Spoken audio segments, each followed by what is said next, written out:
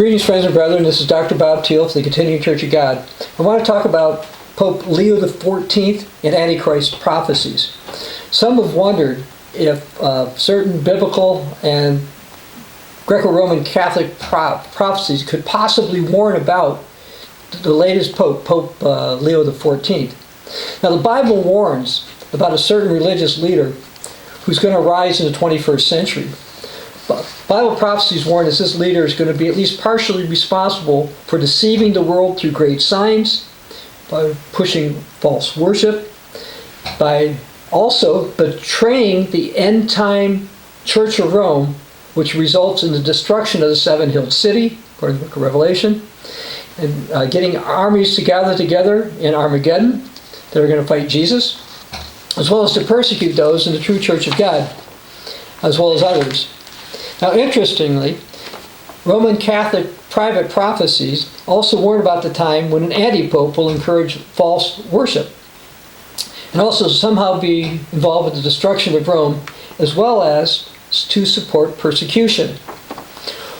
While biblical prophecies are not completely specific as to whether or not Pope Leo XIV is or is not the final end-time false prophet, final Antichrist, that the Bible warns about, there are some Greco-Roman Catholic prophecies and writers over the centuries have written some things that could be pointing to Pope Leo XIV being the final antipope and antichrist.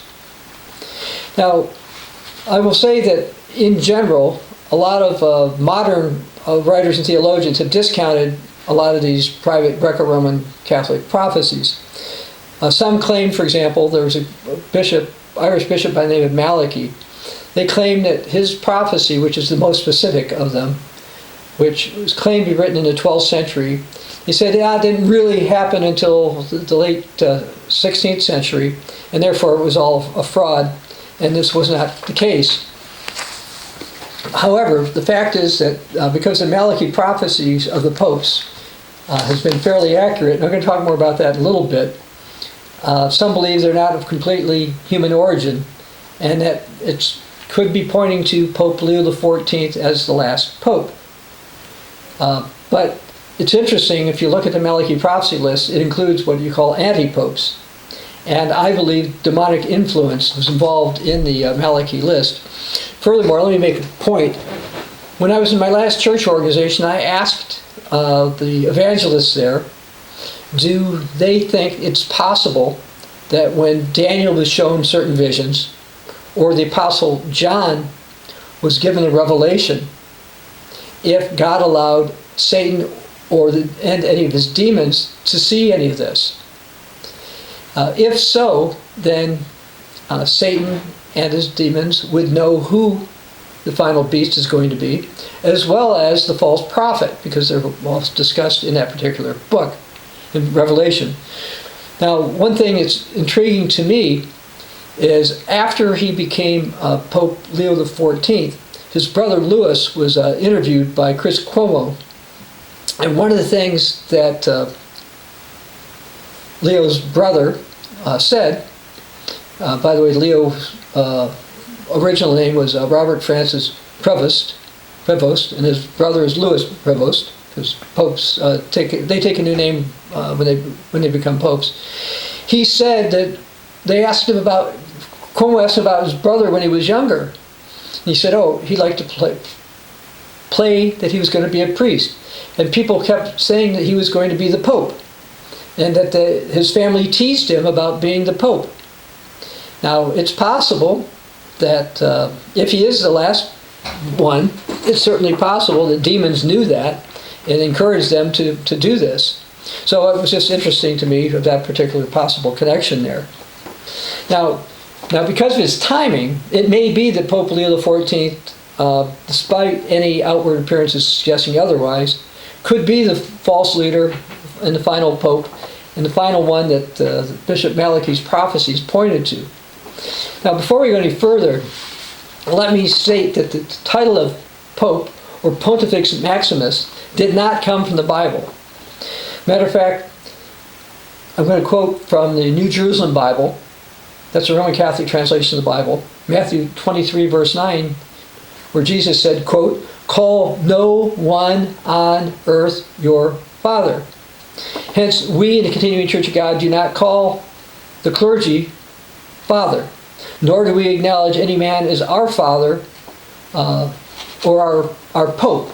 Pope means father, by the way. Now, this isn't talking about your normal human father. This is talking about religious leaders. Now, I also want to mention that the Apostle Paul in 1 Corinthians 10, verses 20 and 21, he wrote not to mix paganism in with Christianity. Now, that's what has happened, by the way, with the title Pontifex Maximus. Now, it needs to be understood that even according to Roman Catholic sources, the Roman bishops did not take the title Pope until the latter portion of the 4th century. And this is after the Roman Emperor Gratian basically renounced the title of Pontifex Maximus. Now, Pontifex Maximus title had pagan uses according to Roman Catholics and other scholars. It was the imperial title that the pagan Roman emperors had. Now, on May 8th of 2025, Roman Catholic Cardinal Robert Francis Prevost, he became the Bishop of Rome. He took the name Pope Leo XIV. Now, we all call him Leo, but when he did his initial discussions, he didn't talk in English. He spoke in Italian and in Spanish. Anyway, I immediately wondered if the name probably came from Leo XIII. And after I actually wrote this, I found other sources came to the same conclusion I did. But I'd like to read a couple of things related to Pope Leo XIII. He was well known for his intellectualism and his attempts to define the position of the Catholic Church in regard to modern thinking. By the way, he was late 19th century. He influenced the Mariology of the Catholic Church and promoted both the Rosary and the Scapular. Leo XIII is particularly remembered for his belief that pastoral activity in political sociology was also a vital mission of the Church as a vehicle of social justice and maintaining the rights and dignities of the human person. Leo XIII issued a record of 11 papal encyclicals on the Rosary, earning him the title the Rosary Pope. In addition, he approved 2 Marian scapulars. By the way, before he became Pope, Leo XIII actually arranged for an ecumenical meeting that's been called the First Vatican Council. I've written about the Marianism and the scapular, by the way, in other books, but these things were not part of the original Catholic Church. As a matter of fact, we have a book that you can find online called Beliefs of the Original Catholic Church. You can find this by going to ccog.org, go into the Literature tab, click under Books and Booklets. Covers of our books show up. You can just click and read on them. We don't ask you for your email address. We don't ask you for money. We don't ask for anything. In this particular book, primarily uses Roman Catholic and Greek Orthodox Catholic translations of the Bible, as well as quotes people they consider to be scholars and saints to prove that they changed and that that those groups of Greco-Roman Catholics no longer hold the beliefs of the original Catholic Church, but we in the Continuing Church of God do. And again, that's documented in this book. You can read it's fairly thick. And you can find an updated version online at where I just mentioned to you at ccg.org. Now, as far as the current Pope, Robert Prevost, he was born in Chicago, Illinois on September 14th of 1955. He was the son of Louis Marius Prevost, remember he's got a brother named Louis, and Mildred Martinez. He's the first ever Pope who was born in the United States. And he's also a dual citizen. He holds a Peruvian passport, a United States passport, and I presume he'll hold a Vatican one pretty soon, doesn't have it by now. His father is of French and Italian ancestry, which could be interpreted then he's some kind of a Roman, ethnically from Italy, but also in the sense that parts of France and Italy were in what was called the Holy Roman Empire. And if he's got a long enough reign, expect Pope Leo XIV to promote Europe and some type of revived Holy Roman Empire. He served as the Bishop of Chiclayo in Peru from 2015 to 2023. And he was the General of the Order of St. Augustine from 2001 to 2013. By the way, Spanish Augustinians first went to Peru in 1551, and that particular order spread internationally, and they do veneration of Mary under something called Our Lady of Good Counsel. Now, there have been complaints that Robert Prevost was, when he was bishop, he was too tolerant of and not punitive enough for a couple of clergy members involved in sex abuse scandals in the United States. But that's not that uncommon of a charge against American bishops. While he's not known to be particularly Marian, he's going to take some Marian-type steps if he reigns very long. And he actually did cite the Hail Mary prayer in, I don't know if it was Spanish or Italian, it wasn't English, when he made his announcement in becoming Pope. So he did connect himself with Mary. Now, after he became Pope, Leo XIV called for people to build bridges through dialogue. Now, I want to make it clear, in case you're unaware, the term Pontifex Maximus, which is a title that the popes have, literally means greatest bridge builder. And in paganism, they were supposed to be the mediator between God and man. And of course, the Pope isn't our mediator. The only one mediator is Jesus. But anyway, he wants to push this bridge building thing, which is, again, consistent with the title that the popes have taken. Now, before the conclave to get him elected, Cardinal Raymond Burke warned that the Catholic Church was at a time of great danger. So is it possible that Pope Leo XIV is going to be a great danger to Rome? Well, yes. Because the timing of his election, Pope Leo XIV could possibly fulfill biblical prophecies about the false prophet and the final Antichrist. Now, I want to make it clear, I haven't felt that way about all the popes. For example, I didn't think that about Pope Benedict XVI. I believe he believed in his religion. But if certain Greco-Roman private prophecies and interpretations of them are correct, if you connect the dots, Pope Leo XIV could be the last pope on the Malachi list that people have warned against. And if he is the final pope and antipope, he'd have certain characteristics, which some of which are not immediately apparent for that role, but we'll see. I think one of the reasons he was elected, was because he kept his mouth shut on a bunch of things, so people don't really know what he thinks on a lot of topics. Now, many Roman Catholics believe that an antipope could not be elected because they have confidence the Roman cardinals will do what's right.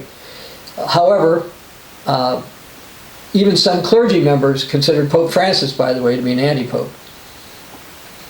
Now, while everybody might believe that the Roman cardinals are at least believers in Jesus and should be qualified, there have been some statements from various Roman Catholic leaders that there are problems within the Vatican and among the cardinals. Pope Paul VI in 1972 said, "By means of some fissure, some crack, the smoke of Satan has entered," he called it the temple of God, meaning the Vatican. And then there was a priest, Gabriel Amors, who, when he was 85 years old, this is back 15 years ago, he'd been the Vatican's chief exorcist for 25 years. He said that there's power struggles in the Vatican as well as, quote, cardinals who do not believe in Jesus and bishops who are linked to the demon. And then he tied it into the smoke of Satan idea. So again, those are from Vatican sources. Now, when he became pontiff, Leo XIV mentioned the word peace 4 times. as well as his dialogue to build bridges. As a way to promote peace, we should expect Leo XIV to promote interfaith dialogue in order to have closer connections with the Muslims, the Buddhists, the Hindus, and others. And working closer, by the way, with Islam and Hinduism, and ultimately converting those in that faith, or working with them, has long been a goal of the Roman Catholic Church. Now, the Bible itself suggests that for a time, Revelation 13, verse 4, Islam may temporarily accept some ecumenical Catholicism before engaging in a battle with the nominally Catholic king of the north in Daniel 11, verse 40. Now, the Bible shows that, and even Islamic prophecy, by the way, and the Bible shows that Islam will lose that war. Speaking of Islam and prophecy, we have a book called Islamic and Biblical Prophecy for the 21st Century. This is also available at csug.org, like I mentioned before. You can read it. Anyway, the Bible talks about some kind of a temporary peace deal happening, and we would think if Pope Leo XIV is around long enough, he's going to be involved with that. Now, why could Leo XIV be the last pope? Well, first of all, if he doesn't do signs and wonders, he's not the guy. He wrote that about Francis too. He'd have to do that, and he didn't do it. But by virtue of his timing, Leo XIV is a candidate to be the final antichrist and false prophet the Bible warns about, and the antipope that numerous Greco-Roman Catholic prophecies warn about. There was a book written in 1966 by Emmett Culligan, the Culligan Man, which contains a blessing by Pope Paul VI that talked about humanity and God had given humans 6,000 years to reign before Jesus returns. And while that's not an official position of the Roman Catholic Church at this time, the end of that time is getting very close. That's one reason why we're looking at Pope Leo XIV. And again, I mentioned that there was this Irish bishop named Malachy. In the 12th century, he claimed to have a vision of all the future popes, of future popes. But the list doesn't say they're all necessarily, just he lists 112. So if you hear people say the current pope is number 267, how can it be 112? It was basically because Malachi said popes starting in the year, I think 1143 or 49, something like that, somewhere in the 12th century. Now, some people feel that Pope John Paul I and II would be number 111, but however, more people felt that Benedict XVI would be 111, and I'm in that group, which would have made Pope Francis number 112 on the list, the last one. However, because Pope Benedict XVI did not die, well, he's dead now, but because he was resigned, he was alive when Jorge Mario Bellagio, also known as Pope Francis, was on the Papal throne while he was alive. So he didn't count. Francis even been called a non-pope. And others say he was legitimate, but the one after him will be an antipope. Some have argued that the College of Cardinals should not have been authorized to declare Francis the Pope, because Benedict was alive, therefore he doesn't really count. Now, the Bible is clear that there will be ecumenical tendencies for the final false prophet, who's going to support the beast of the sea, the final king of the north. And basically, there's a lot of Greco-Roman Catholic prophecy suggests that a leader will try to suggest he's supporting the Catholic faith, but he's going to change it. Anyway, throughout history, various ones who had association with the Church of God, like some of them called Paulicians and Waldensians, have believed that the final Antichrist would be the final Pope. Of course, there could be other ones beyond that, but technically, the final Antichrist could be construed, in my view, as an antipope, because he's going to accept changes to the current Roman Catholic Church. So when I suggest that Leo XIV could possibly be an antipope. I am not Catholic bashing, because I'm basing this on Roman Catholic prophecies. Now, according to the Catholic Encyclopedia, an antipope is a false claimant to the Holy See in opposition to a pontiff canonically elected. However, there have been many people who've said Francis was an antipope, even if the ones who said he was elected correctly. And I would say an antipope would be one who does not believe the Roman Catholic faith but pretends to do so. Now, there haven't been any officially recognized antipopes for several centuries. However, the Catholic Encyclopedia lists 30 individuals it considers to be an antipope. And that came out over a century ago, so first of all, they wouldn't put Francis in there, I don't think, even though in a lot of ways he was one. But that's more than 10% of all their popes. They would call, I think there's one for every, 1 out of 10. Of course, they didn't consider them all popes, the antipopes, popes. Now, the last pope, whoever he's going to be, is going to call for greater European unity. And by the virtue of his timing, if he's in office long enough, Leo XIV will push for greater European unity.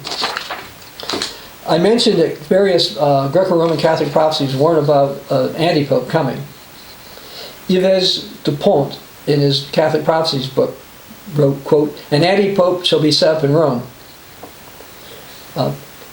Pope Gregory, known as Gregory the Great, who died in the year 604, said, "In those days near the end, an army of priests and 2/3 of the Christians will join a schism."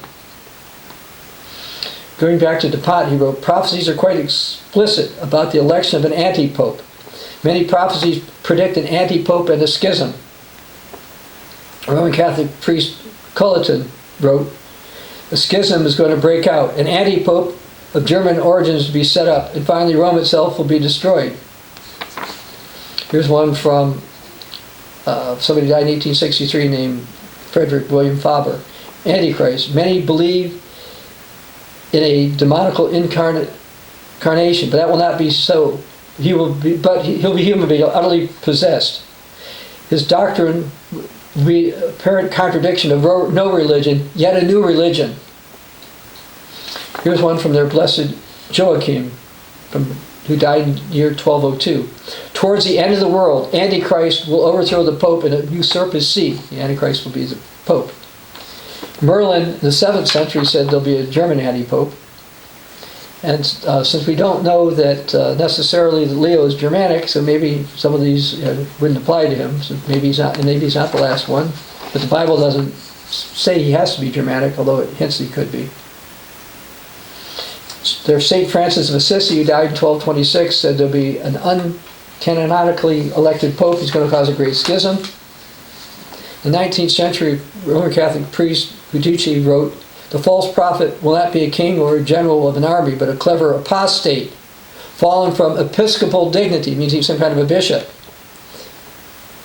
Far from being the apostle of the gospel, he'll be the first preacher of the false Messiah. Here's from another Roman Catholic priest named Kramer, 20th century. "This false prophet, at the behest of the Antichrist, usurps papal supremacy." Here's some Roman Catholic writers in the 20th century. "Catholic prophecy warns of several severe problems threatening the papacy. An anti-pope will seize papal authority. It will be those who hold fast to the truth of the faith will be labeled as perpetuators of a horrible schism." Here's another Catholic priest, Kramer. This is a different one. This is Paul Kramer. He said that, according to Malachi Martin, Our Lady's words were specific. "A future pope will be completely under control of the devil." And you can read about that false prophet situation having the devil in Revelation 16, verse 13. Here's one also from Paul Kramer. "The errors of orthodoxy and Protestantism will be embraced by that false church. It's going to be an ecumenical church with an antipope who will be recognized by the world. Not by the faithful of the world, but by the secular world and the secular government. The antipope will be recognized as a legitimate pope of the church, the legitimate head of the Vatican state. That church will be united with all false religions. That counterfeit Catholic Church, he says, be the mystery of the dragon. 1/3 of the Catholic hierarchy is going to accept as antipope. And others suggested 2/3.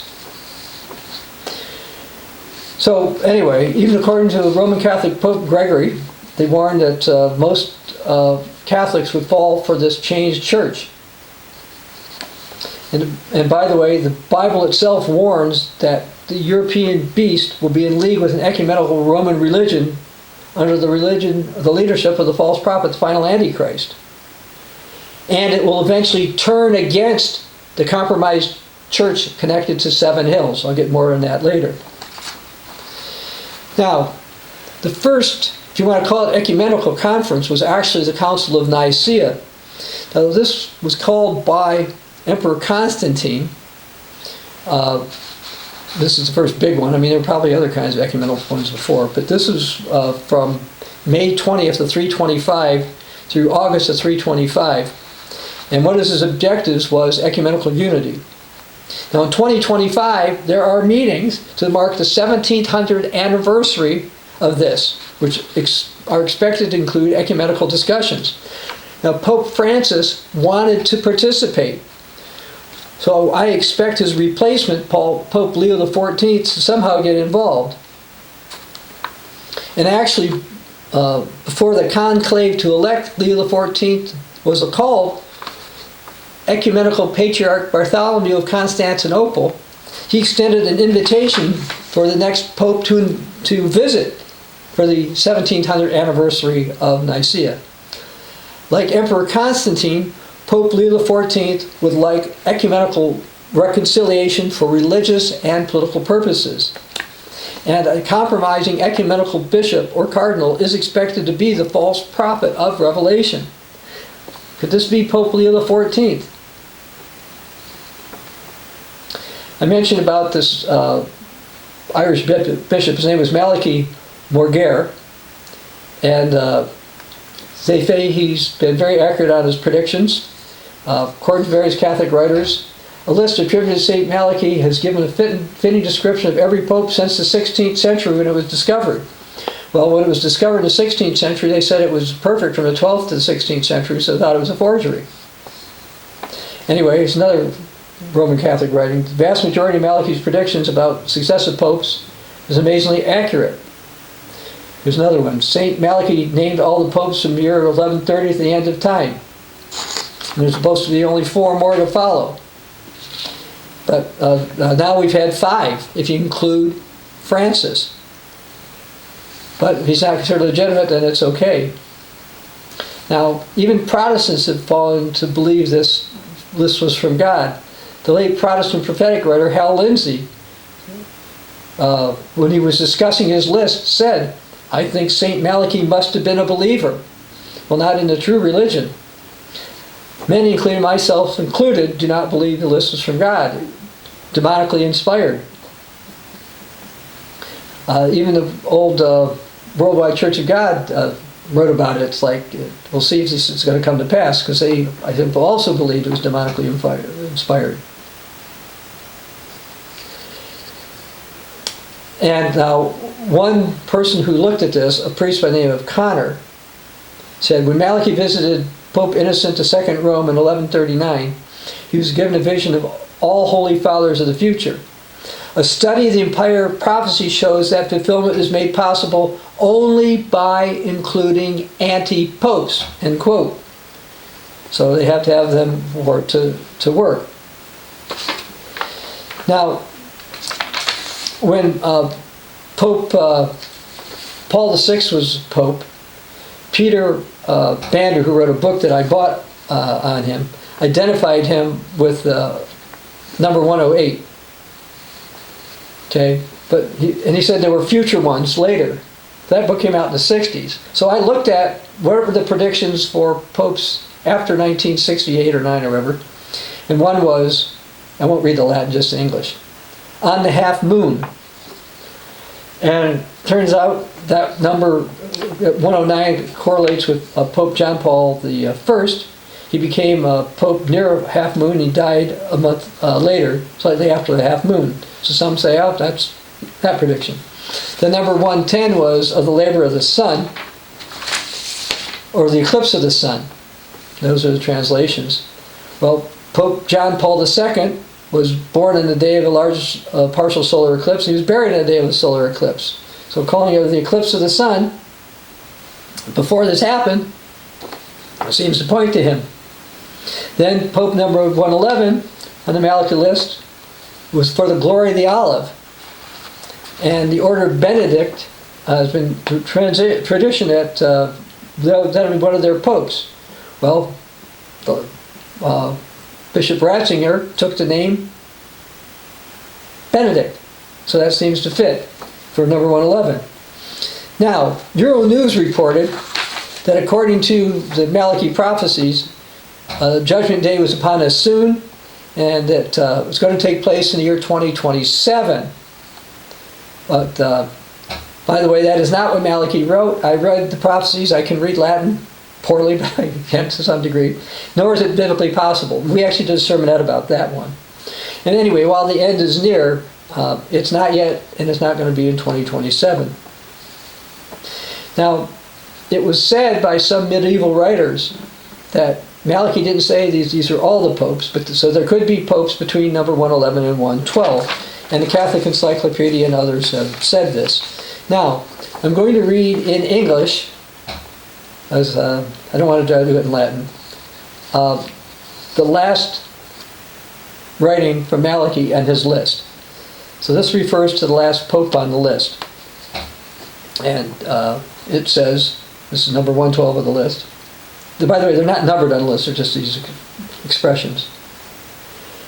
In the final persecution of the Holy Roman Church, there will reign Peter the Roman, who will feed his flock amid many tribulations, after which the seven-hilled city, that's Rome, will be destroyed, and the dreadful judge will judge the people. The end. Okay. So you see that the final pope sits on the city of seven hills, which is Rome. That's obviously the same one that Babylon the Great sits on in Revelation chapter 17, that God has destroyed, and it's destroyed by supporters of the beast and the Antichrist in verses 14 to 18.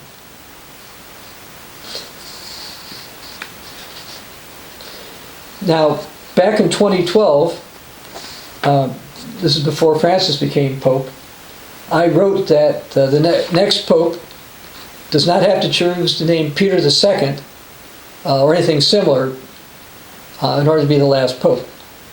And that Malachi's list didn't generally name them. He just gave descriptions. And some people said, well, it's got to be, it's got to be called Petrus Romanus or something. No, just picking any name is fine. And again, Pope Leo XIV, that name doesn't contradict anything I said before or my positions. Now I'd like to go to Revelation chapter 13. Revelation 13, starting in verse 11.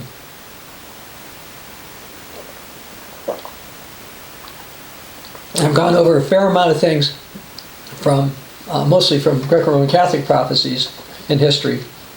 But let's go to the Bible.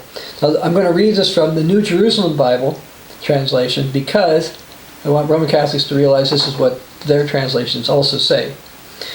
Verse 11.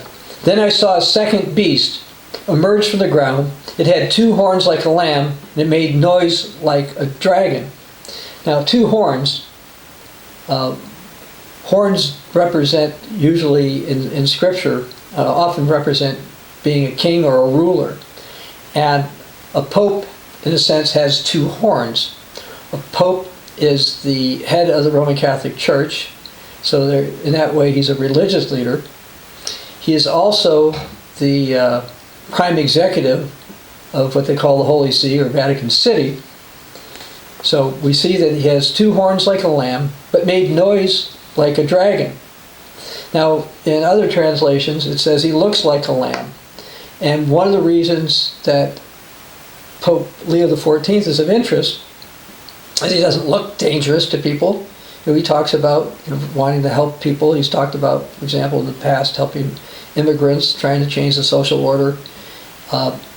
He doesn't come across like he's terrifying or anything like that. As a matter of fact, one of the things his brother said about him when he was pressed, what's a great trait about him is he's a great communicator. And you would think that the last pope, the false prophet's final antichrist, would be such. Anyway, it says, he looks like a lamb but made noise like a dragon. In other words, what his words are saying are those of a dragon. And we'll see if we hear more of those type of words from Leo, or when we hear more of those. We will hear some, I just don't know if he's the last one or not. Anyway, verse 12. This second beast exercised all the power of the first beast on his behalf, making the world and all his people worship the first beast, whose deadly wound was healed. Now understand, by telling people to worship the first beast, he's not having people worship Jesus. This is a false leader. This is an antipope. This is the false prophet. This is the Antichrist. And worked great miracles, even calling down fire from heaven on the earth while people watched. The New King James calls it great signs. The great miracles, great signs. And even though the Apostle Paul said, walk by faith, not by sight, when he does these things, people are going to fall for these things. And if Leo does these, then yeah, I think he's the guy. It's not like we'll have two in a row who do all these great type of things. Anyway, verse 14. Through the miracles which he was allowed to do on behalf of the first beast, was able to lead the people astray of the world and persuade them to put up a statue in honor of the beast that had been wounded by the sword and still lived.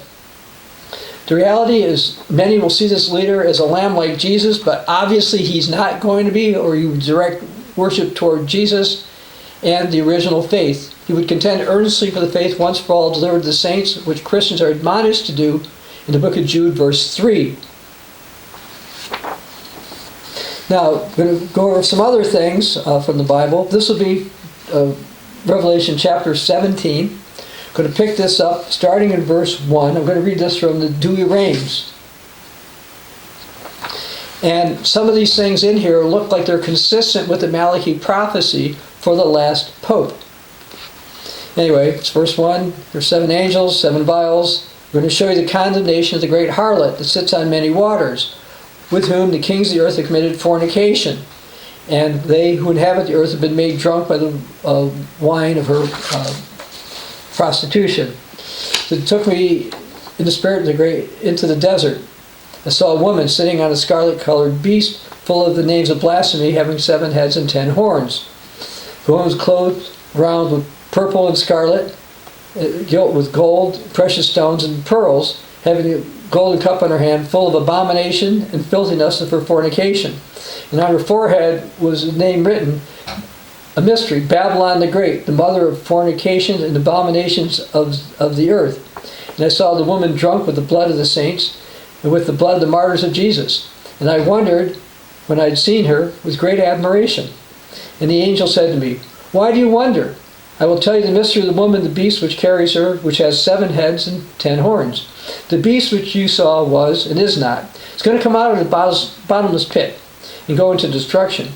And the inhabitants of the earth, whose names are not written in the book of life, written from the foundation of the world, shall wonder, seeing the beast that was and is not. And here's the understanding has wisdom. The 7 heads are 7 mountains, upon which the woman sits. And they are 7 kings. 5 are fallen, 1 is, and the other is not yet come. When he comes, he must remain for a short time. And the beast which was and is not, same as also the 8th, and is of the 7, he goes into destruction. Verse 12, the 10 horns which you see are 10 kings. Remember I was telling you, the book of Revelation, chapter 13, beast with 2 horns. This is one of the many places that you see horns tying with kings. Anyway, these 10 kings have not received a kingdom as of yet, but they receive power as kings for 1 hour after the beast. They have one design, and their strength and power they will deliver to the beast. So this is talking, by the way, about a reorganization that's going to come to Europe. because these kings don't have a kingdom yet. So as the European Union gets larger, because more nations are planning on coming in it, they probably are going to reorganize somehow. And so that's why these 10 kings who don't have power yet, that's when they're going to get them. Anyway, they have one design and strength. They're going to deliver to the beast. And the beast is a totalitarian dictator. He's the one that the final antipope, the final antichrist, false prophet, is going to tell people to worship. He's not Roman Catholic. He's going to pretend he's Roman Catholic at first, but he won't really be. Anyway, you find out in verse 14, here's they're going to fight with the Lamb. That's Jesus. The Lamb will overcome them because King of Kings, Lord of Lords, they that with him are called, elect, and faithful. Now verse 15, and he said to me, the waters which you saw, where the harlot sits, are peoples, nations, and tongues. And the 10 horns which you saw in the beast, they'll hate the harlot, and they'll make her desolate and naked, and they'll eat her flesh, and they shall burn her with fire. For God has given into their hearts to do that which pleases him. They shall give the kingdom to the beast till the words of God are fulfilled. And the woman you saw is a great city which has kingdom over the kings of the earth. And this is talking about a betrayal of Rome. Now, in both Malachi's list and the book of Revelation, we see a reference to the city of 7 hills or mountains, the destruction of the city of 7 hills or mountains, the end of the power of Rome, persecution, troubles and tribulations on the earth, the type of judgment, and events for the end time. The persecution the Bible tells us of the truly faithful, but others as well. And the judgment of the earth that's going to happen will ultimately come for God, as you can read Revelation 17 and 18. Now, whether or not Pope Leo is the last pope, the fact is the last pope on the Malachi list seems someone very much warned against in the Holy Bible. Now, I talked about the term Antichrist, and the Antichrist term, or Antichrist, is only used 4 times in the Bible, and they're in 1st and 2nd John. So let's go to 2nd John verse 7.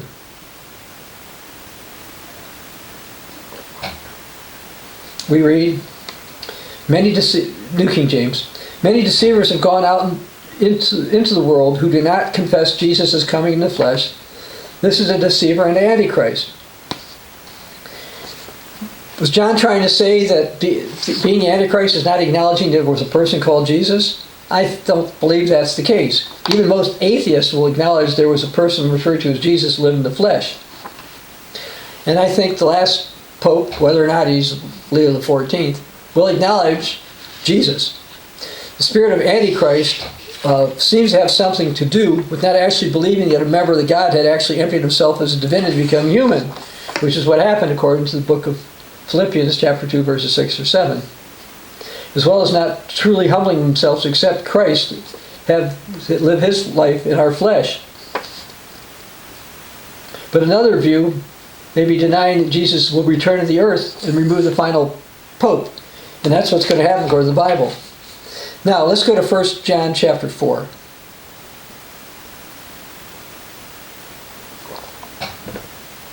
See what John also wrote. Beloved, don't believe every spirit, but test the spirits, whether they're of God. Because many false prophets have gone out into the world. And the false prophet in Revelation 13 is going to do these signs and blind wonders. It's also talked about in 2 Thessalonians 2.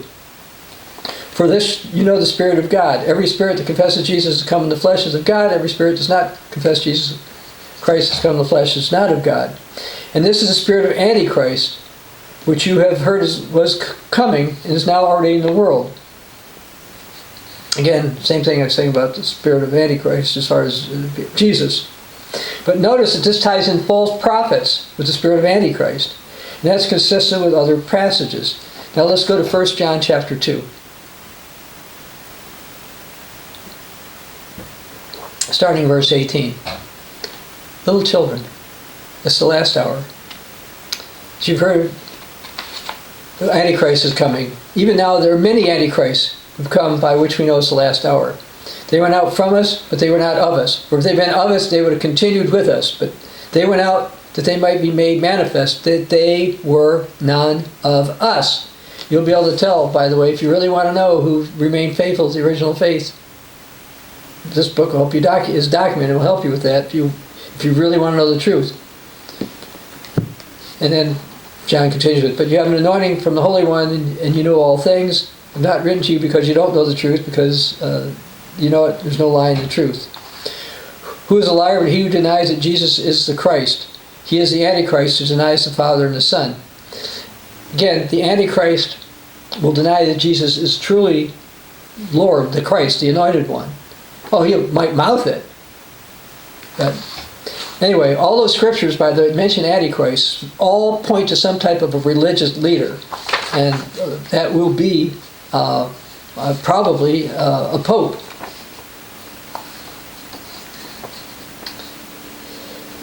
Now, interestingly, I want to go back to some things that written about in Greco-Roman Catholic writings. This is from priest Herman Kramer. It says, this false prophet possibly usurps papal supremacy, and he would resemble the Bishop of Rome.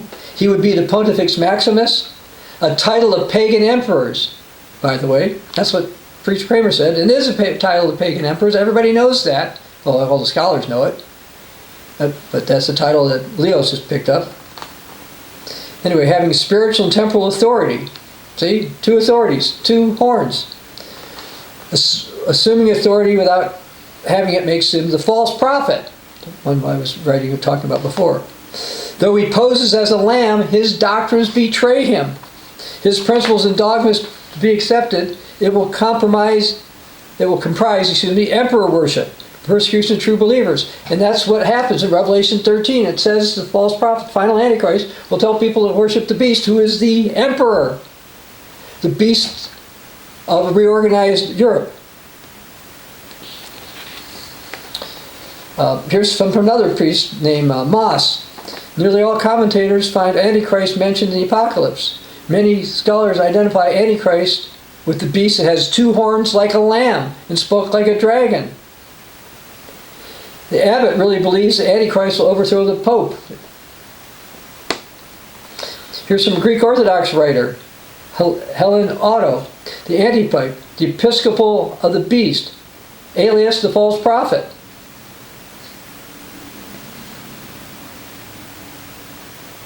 Here's one from Roman Catholic Saint Hildegard, who died in 1179. From her waist down, that denotes female, she's got scaly blemishes. The son of perdition will come raging. He will use art things to seduce, to deny people by tainting their minds and tearing the church. And then a writer by the name of Barbara Newman said, even this is referring to the birth of the Antichrist himself.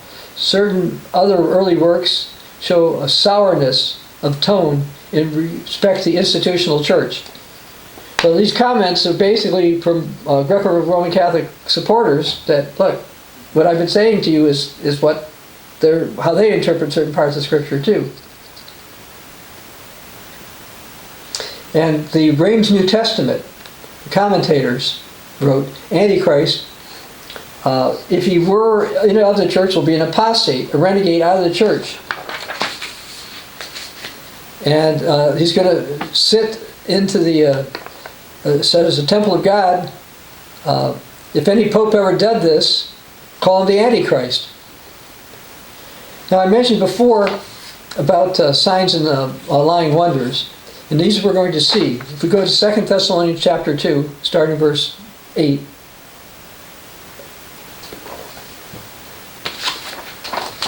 The lawless one will be revealed. In verse 9, the coming of the lawless ones will be according to the working of Satan with all power, signs, and lying wonders.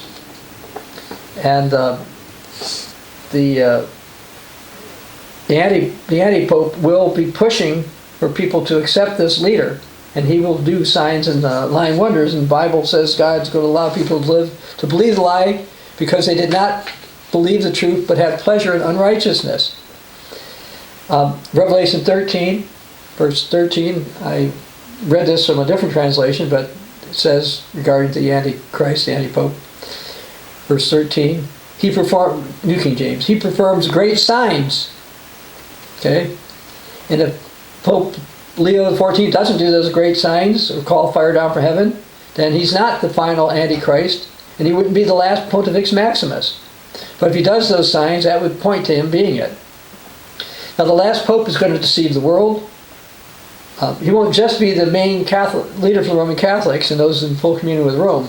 He'll be considered the main religious leader for the world. For a time only, a confederation of nations in the Middle East and North Africa are going to accept him, as well as others. And again, it's going to be a changed Catholic religion. And actually, some of my motivation to write this book was so I could warn Greco-Roman Catholics that, look, you want the original faith? You can find out about it, because things are going to happen in the end that people do not understand or didn't know.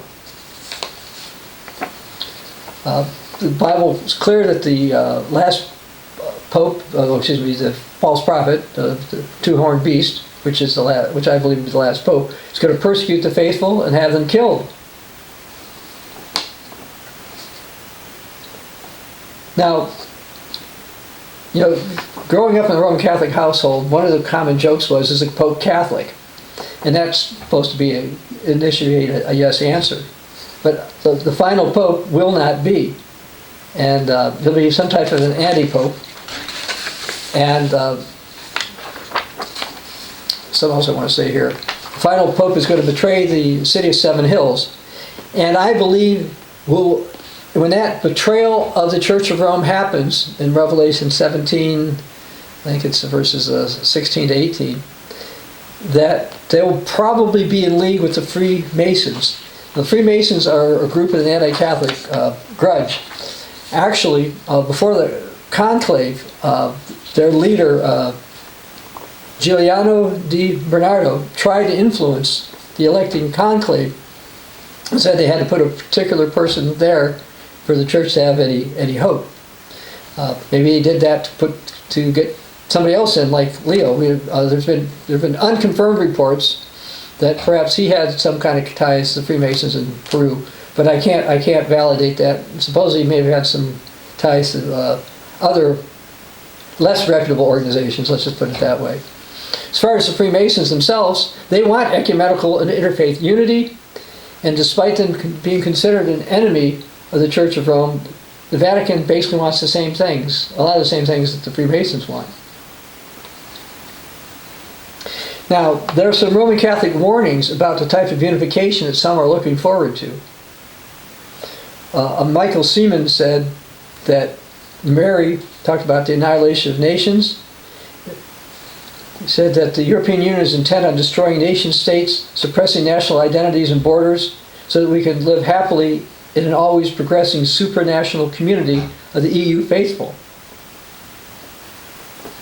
Having said that, a priest O'Connor in the 20th century said the final false prophet will be a bishop of the true church and lead all religions into becoming one. Says he'll be a bishop of the church and lead them all to become one. By the way, if you're not aware, the Pope is the Bishop of Rome. There's other titles. Priest Herman Kramer wrote, in a vision, the seer, we see a second beast riding out of the earth, having two horns like a lamb, but speaking like a dragon. Other places he's called the false prophet. This prophet may reestablish the pagan Roman Empire and rebuild great harlot Babylon. The false prophet will persuade all infidels, apostates, and apostate nations to worship and adore him. Antichrist sits in the temple of God. This is not the ancient temple in Jerusalem. This temple is shown to be a Catholic church. False prophet will proclaim the resurrection of the Roman Empire. By the way, there's some Roman Catholic prophecies that praise the coming new world order, religious order. Some think what's going to happen is not going to be good. Here's something from Bishop Abydos, 20th century.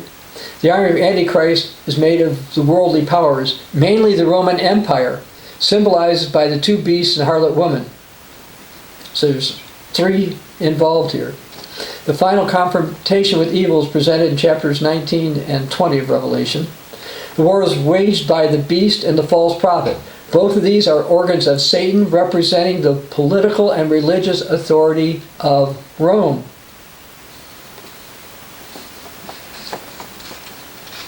Well, what can we expect to happen because of the last pope? We can expect deception, great signs, lying wonders, forced false worship, persecution, the destruction of the United States of America and its British descended allies like the United Kingdom, Canada, Australia, and New Zealand, a temporal increase in world wealth, the gathering of the armies of Armageddon, and the near total destruction of human life ultimately. In John 2:22, it states the Antichrist is a liar, while John 2:7 calls him a deceiver or seducer. And the last pope will be one of those. Now I want to go to John chapter 8, Gospel. John, I'm going to read this from the Douay-Rheims Bible, another Roman Catholic translation.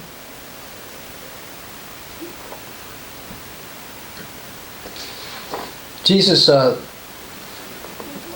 talking to religious leaders who thought they knew the truth, said to them, "If God were your Father, verily you would love me.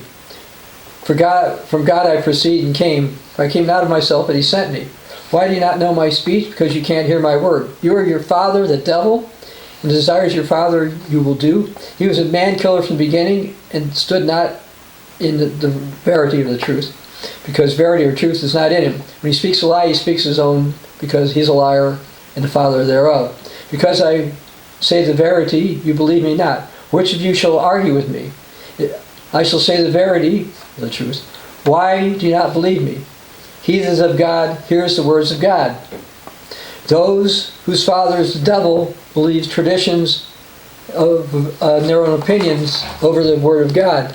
Unless you say, okay, you think that, maybe you're Protestant, think, that's true about the Greco-Roman Catholics. Well, Protestants do not accept sola scriptura. They claim they believe in sola scriptura, but they don't. At least the Greco-Roman Catholics admit that they don't. They admit that tradition and councils of men are important and all this kind of stuff. The official position, if I could call it that, of many of the Protestant faiths is they believe sola scriptura. This book documents using primarily Protestant translations of the Bible and Protestant accepted scholars, etc., that they also don't have the original faith. Nothing resembling modern Greco-Roman Catholicism or modern Protestantism existed in the early church. You can prove that. Scholars know it. And most of them won't be very loud about it and proclaim it, but you can know the truth. Again, it's at ccog.org. I've pointed out the books are fairly thick, but if you really want to know the truth, you can know it.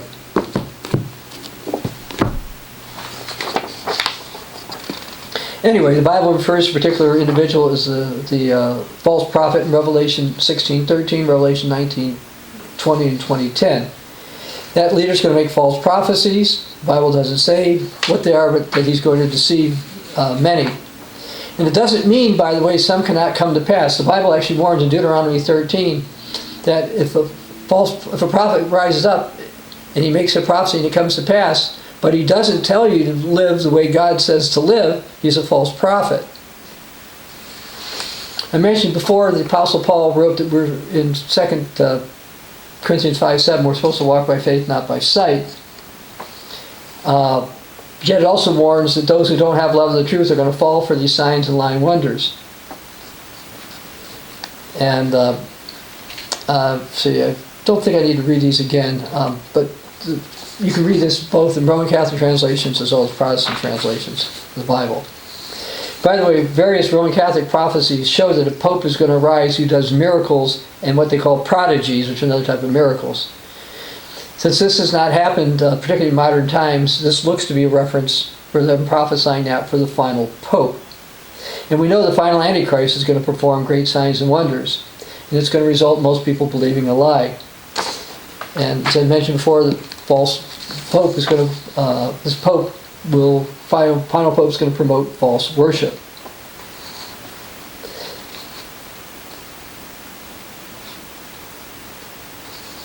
persecution.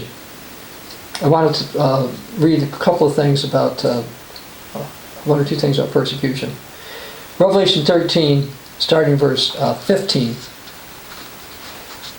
I read some of this before. It says that he was granted power to give breath to the image of the beast, that the image of the beast should both speak, and causes many who would not worship the image of the beast to be killed.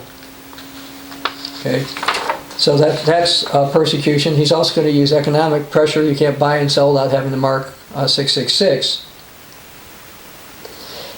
Satan the dragon is going to influence the beast and the Antichrist to persecute true Christians just prior to the beginning of the Great Tribulation, as well as protected, non-protected Christians after the start. You can see that about the beast doing that, first beast in Revelation 13, 1 through 10. You don't have to go there, but I'm going to read Daniel 7, verse 25. He shall speak pompous words against the Most High, shall persecute the saints of the Most High, shall intend to change times and law. Then the saints shall be given his hand for a time, time, and half a time. That's 3.5 years.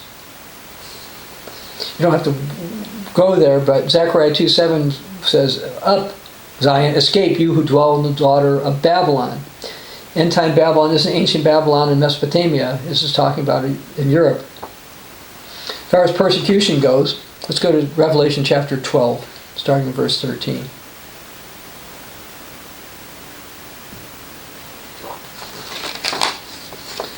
Now when the dragon saw he'd been cast to the earth, this is Satan the dragon, he persecuted the woman who gave birth to the male child. That's the church, true church. But the woman was given 2 wings of great eagle, that she may fly into the wilderness, into her place where she's nourished for time, time, and half a time, in the presence of the serpent.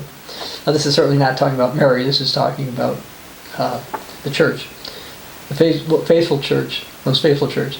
So the serpent spewed out water out of his mouth like a flood after the woman, that he might cause her to be carried by the flood. But the earth helped the woman, and opened the mouth and swallowed the flood which the dragon had spewed out of his mouth. And the dragon was enraged with the woman. Now this is the Philadelphian Christians. You can tell this is Philadelphians from Revelation chapter 13, verses 7 through 13. And he went to make war. He was enraged with the woman, but he made war with the remnant of her offspring, those who keep the commandments of God and have the testimony of Jesus Christ. So this is talking about the remnant Christians, which is going to be the bulk of the Christians. These are the Laodiceans, a remnant of Sardis, a remnant of Thyatira. The Great Tribulation starts the time, time, and half a times, which is the same part of time that the Philadelphian Christians are going to be protected. However, there are certain Roman Catholic prophecies that warn about the rise of the Church of God at the end times. And for example, one of their nuns who was made venerable, or they might even made her a saint, Anne Catherine Emmerich, in 1820 said, saw the vision of St. Peter's undermined by a plan devised by the secret sect, while at the same time it was damaged by storms. But it was delivered at the moment of great distress.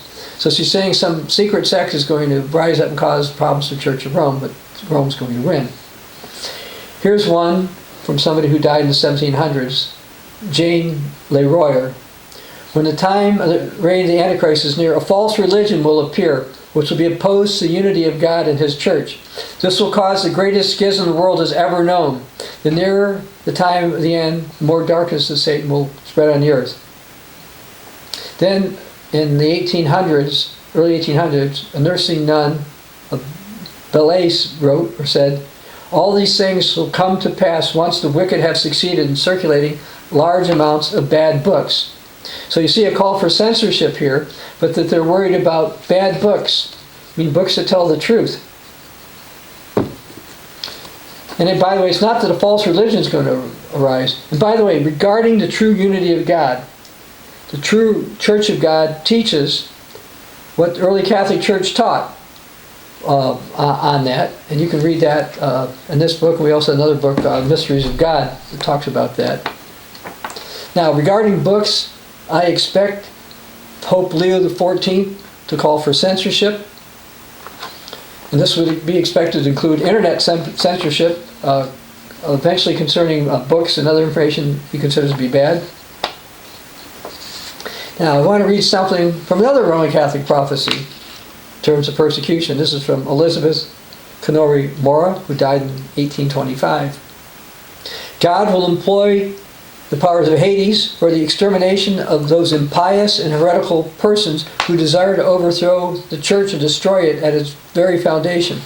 God will allow demons to strike to death these impious men.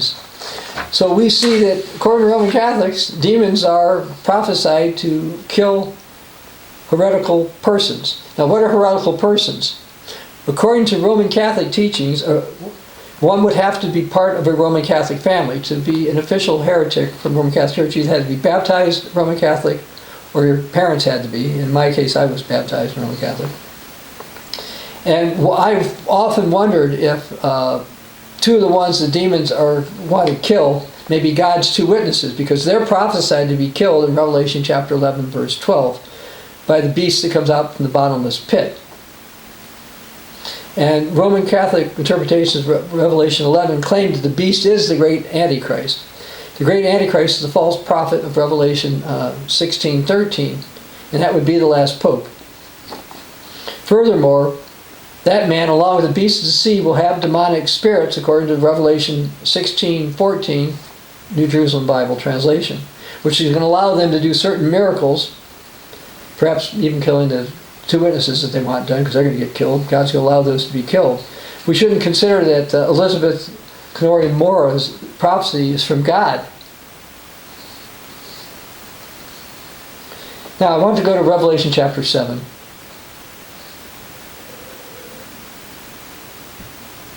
Despite persecutions, there will, however, be a great multitude of people of all backgrounds that will decide to follow the teachings of the faithful secret sect, the original Catholic Church, the original Church of God, the original Christian Church, that the beast and the great Antichrist are going to warn against. We are going to be warned against. It's one of the reasons we're going to need to flee. Anyway, God does promise protection. Jesus promised protection for Philadelphian Christians. I mentioned, you can read that in Revelation 13, and I read about some protection for part of the church in Revelation 12. Now, regarding passages in Daniel 11, the Catholic Saint Jerome understood that these passages referred to the persecution of God's true people.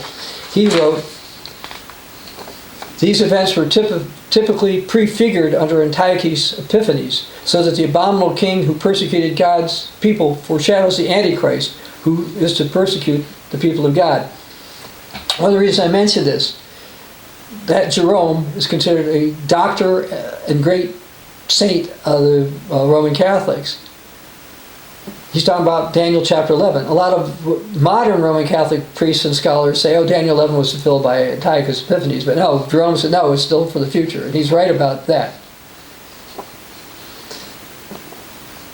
And let's go to Daniel chapter 8. I want to start reading verse 23. Because the Bible says the Antichrist is going to encourage the beast to do this. "In the latter time of their kingdom, when the transgressors have reached their fullness, a king shall arise, having fierce features, who understands sinister schemes. His power will be mighty, but not by his own power. He shall destroy fearfully, and shall prosper and thrive. He shall destroy the mighty and also the holy people."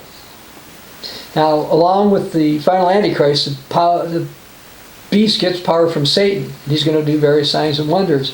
But the Antichrist, the last pope, by the way, is the one we expect to make him either with title, the Emperor of the Revived Holy Roman Empire, or something along those lines. And that's consistent with this, and that's what I believe the last pope is going to do. Let me mention that there are a lot of prophecies, both in the Bible and in Greco-Roman writings, Catholic writings, that the English-speaking people are going to be destroyed by the one they call the Great Monarch, one we would call the Beast, and the one would be this final emperor of revived Holy Roman Empire. And so I'm not going to read all of those, but you can read those. For example, if you go to my cogwriter.com website, there's an article about the King of the North, And also, some of those are in our free book. Oh, here it is, right under my Bible.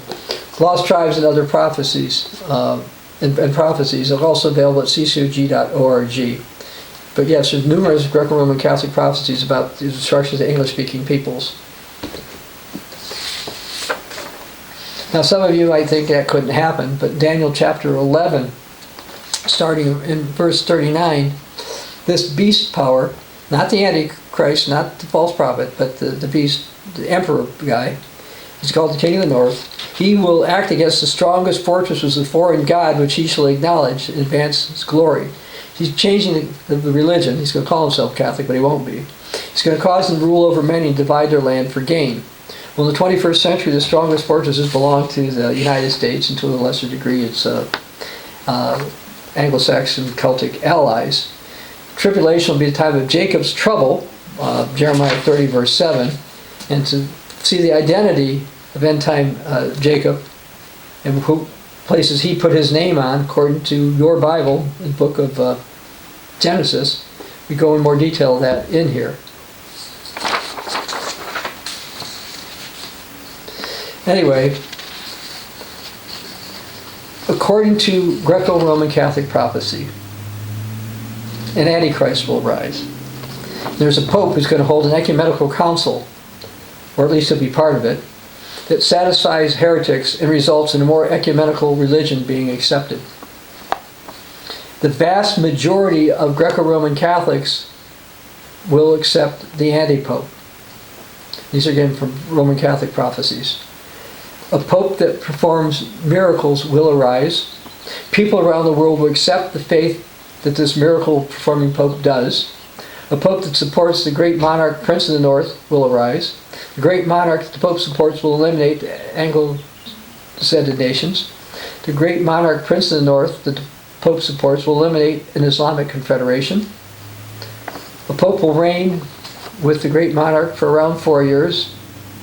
The destruction of Rome comes after tribulation that a pope oversees per Bishop Malachy. Armies from lands, including Russia and Asia, will gather in Armageddon. A great judge comes after Rome is destroyed. According to certain understandings of Malachi prophecies, Pope Leo XIV is the last pope. And if that happens, various other things happen to his pontificate. But again, other reads say there could still be another pope, or more than pope later. We'll see. The reality is, sadly, people see the signs and wonders. They're going to accept this modified faith. And the Great Tribulation is going to begin while the last pope is around. And the Bible does say that the beast and the false prophet will be tossed into the lake of fire when Jesus returns.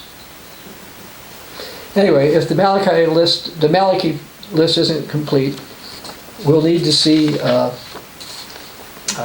wait for another pope or religious leader to fulfill some or all of the above. From what I've seen so far, and it's only been a short period of time since he was voted in, elected to be pope, there are reasons to think he could be, and there's reasons to think he would not be. But we don't know yet. Now, I went through a list of Greco-Roman private prophecies. And they have what relationships they have to Bible prophecy. I've kind of gone over some of these again, but let's just think about these, because they're tying in. As many people realize, I've long said that a lot of Greco-Roman prophecies are Satan's plan to deceive people, because some of the prophecies I didn't go into tell people to look forward to this pope who does miracles, look forward to the establishment of an end-time Babylon, look forward to a great monarch who's going to destroy the English-speaking people, etc. So they got a bunch of those other things, which I believe are also part of Satan's plan. Anyway, according to Bible prophecy, false religious leader, called the false prophet and the Antichrist, is going to rise. False leader is going to encourage an ecumenical and interfaith faith, if you will. The vast majority of humankind will to some degree accept this improper faith. I want to read something from a Roman Catholic translation. This is from the New American Bible, 1 Timothy 4:1. Now the Spirit explicitly says that in the last times some will turn away from the faith by paying attention to deceitful spirits and demonic instructions. Anyway, the Bible says a false leader who performed great signs and lying wonders because of demonic influences.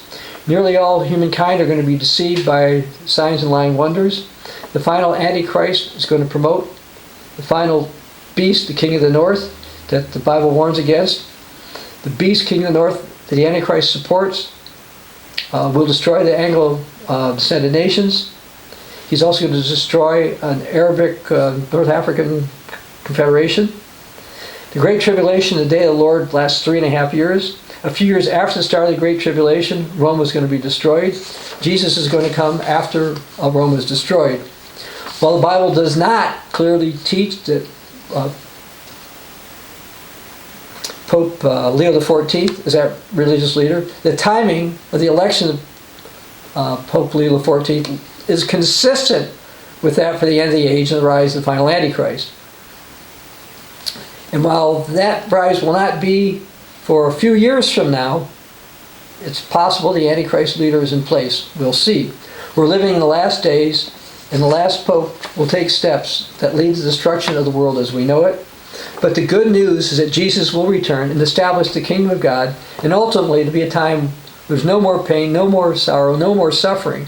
Until then, the Bible teaches that we can expect many tribulations, some of which will be brought about by the last pope, which may or may not be Pope Leo XIV. This is Dr. Bob Thiel for the Continuing Church of God.